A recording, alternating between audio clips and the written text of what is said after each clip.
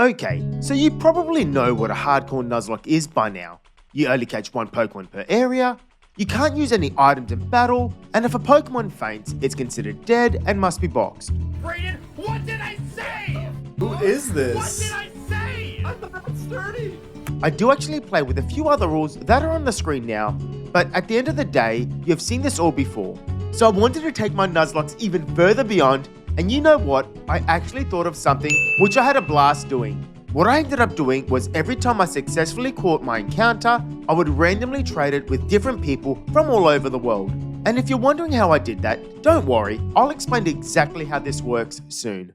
Okay, so we start the game, and I know a lot of people aren't a fan of the chibi art style, but you know what? It's kind of grown on me. We pick Chimchar as our starter, although this really doesn't matter at all, as it's going to be my first Pokemon traded away, and we start the game. Okay, just one thing I forgot to mention. The Nuzlocke will technically start after the first gym. This is because to access the ability to trade at the GWS, we have to have our first badge. So we basically speed our way through the early part of the game, and once my Kricketune bullies Rourke's Pokemon, yes, you heard me right, my Kricketune, we have access to the GWS, which stands for the Global Wonder Station. First to go is our Fire Monkey Chimchar, and the game decides to pair us with a trainer in France, and the trade comes in and... Okay, what do we get? Oh, chat! Whoa, we got done dirty! No, that's so bad! That is actually so bad! Yep, we just traded one of the best starters in all of Pokemon, and we get a ladybug in return. Thanks for that, mate. We make some more trades, and we actually get some decent Pokemon heading our way. At one point, we head back to Europe, and we connect with someone in Ireland.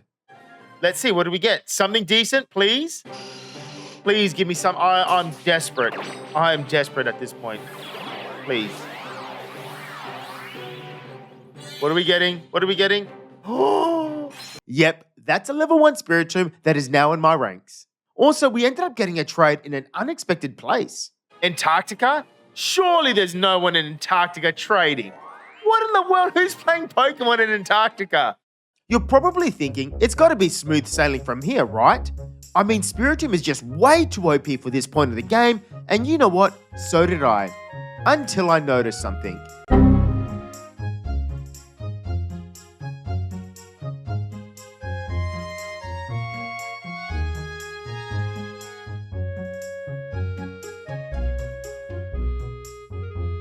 So in Pokemon early games, all Pokemon that you receive via trade will refuse to listen to you until you earn a certain amount of gym badges. So as you can see, this is going to be tricky. Our first real boss fight under the official Nuzlocke rules is the dreaded Commander Mars fight and her stupid fat cat, Purugly. This all relies on how loyal my Pokemon are. You know, how obedient they are. Will they listen or will they not listen? Let's go for the confusion. Please listen. No, off to a bad start. U-turn. I'm switching his Spiritomb because I'm expecting Fake Out. Yep, exactly what I expected. All right, now I want to switch in Staravia for the Intimidate. We drop its attack with Intimidate, which is good. Please listen to me. Please listen to me. No! We attack. Oh, come on. Don't be like this, Spiritomb.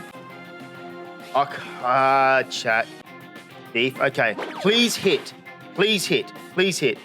Listen to me. Yes, this is going to be big damage. What did I say, chat? What did I say? Mars is easy! Okay, so we may have gotten out of there alive, but I swear one of my Pokemon are going to get themselves killed if they keep this up. Onyx? Okay, Onyx is pretty good. Gonna give me some decent EXP. But we're gonna be loafing around, of course. Fine. Oh no, we can't switch out now. Okay, we need a hit. Psyduck, listen to me. We can't switch out. You need to hit this Onyx. You need to take it out. No, that's not what I want to see. Oh, no, chat. Whether you live or die is completely up to you now. Like, it's out of my hands. What are you going to do? Are you going to survive or are you going to die? He's going to die. He's going to die. He killed himself. Our first death because Psyduck is an idiot, is an absolute moron, an absolute... You know what? Normally, I would get a little bit sad when one of my Pokemon die. But this Psyduck, This side duck deserved exactly what he got. Next we have the fight against Gardania, and this is where things really took a turn for the worst. Just get a load of how many times they decided not to listen to me in battle. Honestly, this might be the biggest load of bull I've ever come across in any Pokemon battle, ever.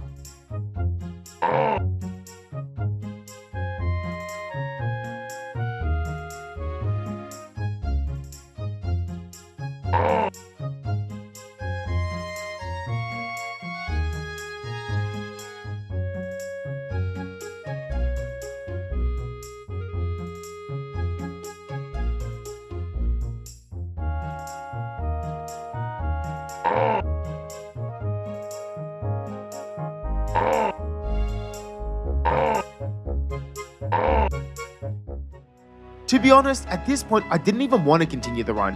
It didn't make sense to spend over 3 hours to get to the same point of the game, only to have things completely out of your hands and come across some bullshit like this. So ultimately, I decided on starting another challenge. Well, that was the plan, but chat really wanted me to continue the run. They knew that if we could get past Gardania, then we wouldn't have the problem of my Pokemon not listening. I made a deal with them, and I agreed to retry the fight with Gardania, but if I lost to her again, then it would have been sayonara to this challenge. We start the fight again, and although my Pokemon still did not listen to me for most of the battle, it wasn't as bad as the previous attempt, and I managed to get the win with no deaths. Ledian was the MVP of this fight, and I definitely couldn't have won without him.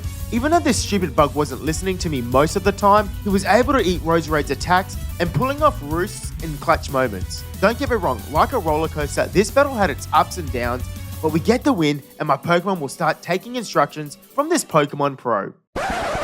Hey guys, just quickly, as I was editing the video, I realized I never made it clear about the situation that I technically failed the Nuzlocke. So yeah, when you wipe, you're meant to start from scratch, and the truth is I didn't expect to beat Gardania at all. So when I did beat her, it was kind of a surprise, and I thought, you know what, why not just continue with the run?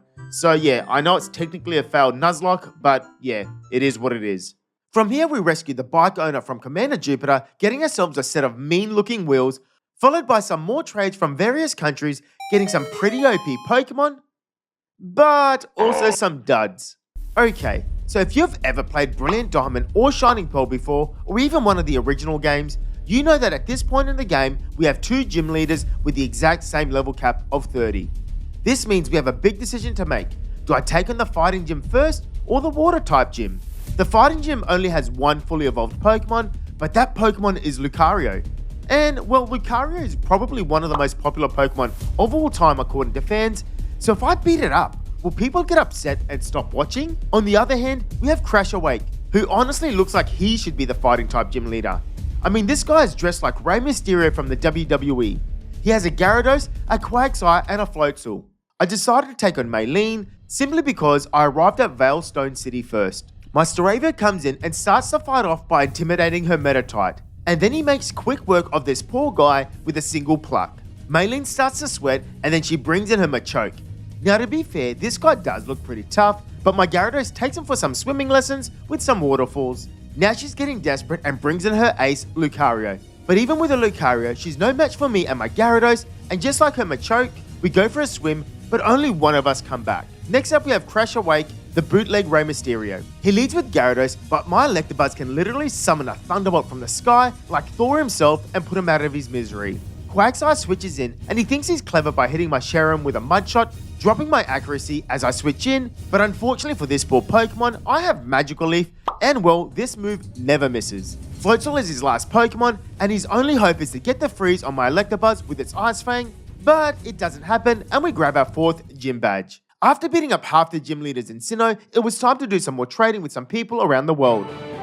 Please give me something decent, I'll appreciate it a lot if you do. Yeah, a Gibble! Oh no! Oh no, oh no, oh no, I have to use this! Jolly Nature! Oh, this is really good. That's an amazing nature. Oh my god. This is broken. So, yeah, apparently I have a dragon now. Nice. If only I was younger, I'd punish that spaceman with my Pokemon. Listen, Granny, all I'm hearing are excuses. Surely you do realize it's the Pokemon that do the fighting and not you, right? I mean, Bertha is literally an Elite Four member in this region and she's about your age. Next, we head back to Heart Home City as Fantina and her ghost Pokemon need to be exterminated. But I shall win. That is what a gym leader does.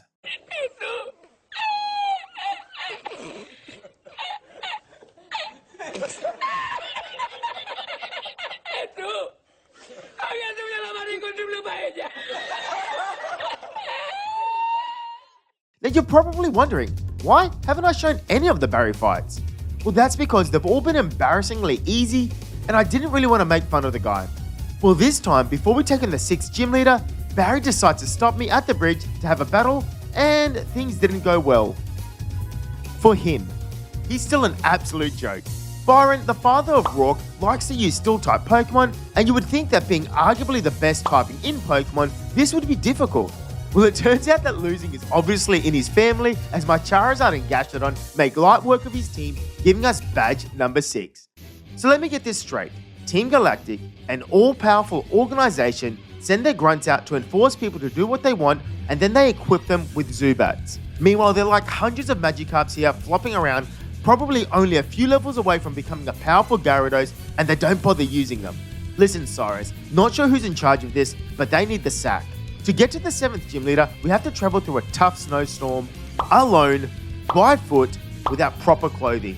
I mean, I do want the 7th gym badge, but this is kinda ridiculous. Eventually we make it to Snowpoint City and we go face to face with Candace, the Ice-type gym leader. And you know what is weak to ice? That's right, fire. Charizard barely gets out of first gear as he flamethrowers his way through her Pokemon. For some reason, she also keeps a totally legit Ice-type Pokemon Metachan in her team. Hey, who the hell's this guy? Sorry. Is he on your roster? Yeah, of course he is. He wasn't feeling well earlier, so I couldn't play him. Me told me it's sequel. This guy's 50. Not according to birth certificate.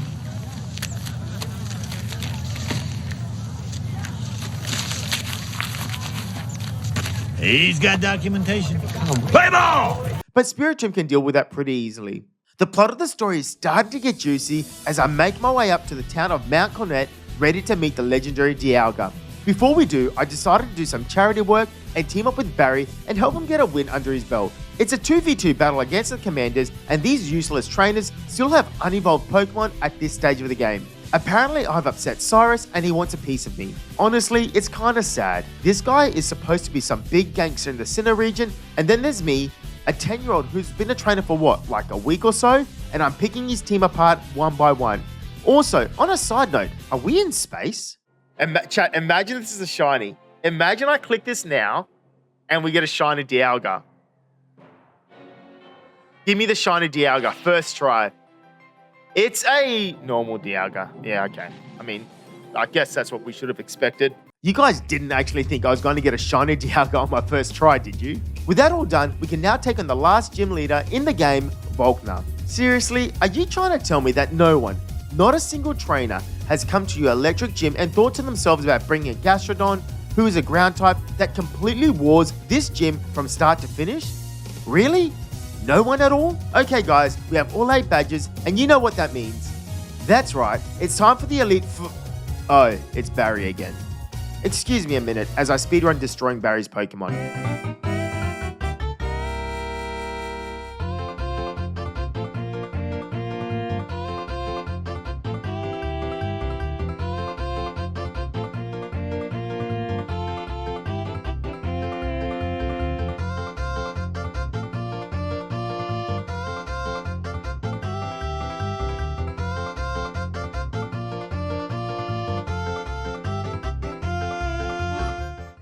Okay, so now it's time for the Elite Four. The best of the best trainers in all of the Sinnoh region ready to take me out to stop me from reaching their queen and champion, Cynthia. First up is this nerd, Aaron, and his bugs. Honestly, I'm pretty sure this guy snuck into the Elite Four, as all I do is slap on some choice specs onto my Charizard and I start flamethrowing my way through his Pokemon. To be fair, his Drapion did survive by a slither and... Cross poison, okay, we should survive this. Ah! Okay, so maybe I should be a little bit more careful. Also, for some reason, I thought Charizard would have been taken out by the poison damage at the end, but apparently that's not how it works. Next up we have Bertha, and she's like the Bruno of Kanto. Roserade takes the stage and starts giga draining everything in his sight. Quagsire, drained. Wishcash, drained. Sudowoodo, drained. Golem, leech seeded first, and then drained. And then finally, Hippodon, drained. Flint is next, and if this bootleg Ronald McDonald brought me a burger, maybe I would have shown some mercy. I send out my pet dragon, and we start things off with the sword stance, doubling our attack. Rapidash goes for a hypnosis, putting me to sleep, thinking they're in control, but guess what? I have a chesto-berry mother trucker. Yeah, as you can imagine, it doesn't end well for him. Drifblim is bulky and can't be hit with a stab earthquake, but Garchomp lands a critical hit with Dragon Claw, which I'm not sure if it mattered or not. Gastrodon has been feeling left out, so I switched her in to deal with the Infernape. Last is Lucian, and this guy is definitely dressed for the occasion. I mean, just look at his red suit. Drapion takes out the Mr. Mime with a couple of cross poisons, and then Lucian brings in his Ice-type Medicham. I switch in Gyarados, who gets the Intimidate off, and Medicham misses and crashes from the high jump kick, taking out half his health. I then pivot between Garchomp and Gyarados, bringing his attack down to -2. Drapion comes in, and he has the Battle Armor ability, so he can't be critted. I'm going to take it out. He should die to a crunch from half health, right? He can't kill me anyway. He can't kill me from here. He can't crit me. Right? You don't die here. Look, clearly I underestimated how strong high jump kick is. Sorry, Drapion, that's my bad. Garchomp then comes in, and he starts getting some revenge kills before Charizard gets the final blow on his ace, Bronzong. And now, ladies and gentlemen, it's time to take on the champion, Cynthia. The music gets intense, and the battle begins. It starts off well as Roserade can take out a Spiritomb with 2 Dazzling Gleams while staying relatively healthy with leftovers. Milotic comes in, and things start to get messy. She cannot one-shot from here. She cannot one-shot from here. No way. Okay, don't freeze. Don't freeze. Don't freeze. And just like that, Cynthia is in control of this fight. Thankfully, Roserade does love me enough and decides to thaw out, but he's too low on health to stay in, so I bring in Gyarados to see if I can help stall out some Ice Beam PPs with Protects. Eventually, he does get down to low health, so I tag in Gastrodon on the same turn that Milotic uses Recover. Cynthia plays right into my trap, and she goes for the Scald, and my Gastrodon has Storm Drain, so not only do I take no damage, but my special attack goes up. This ability is completely busted. We then have a bit of a stall contest, as both Pokemon are bulky and have Recover. However, I ended up on top as Cynthia has had enough and switches in Roserade. This then allows me to switch into Charizard.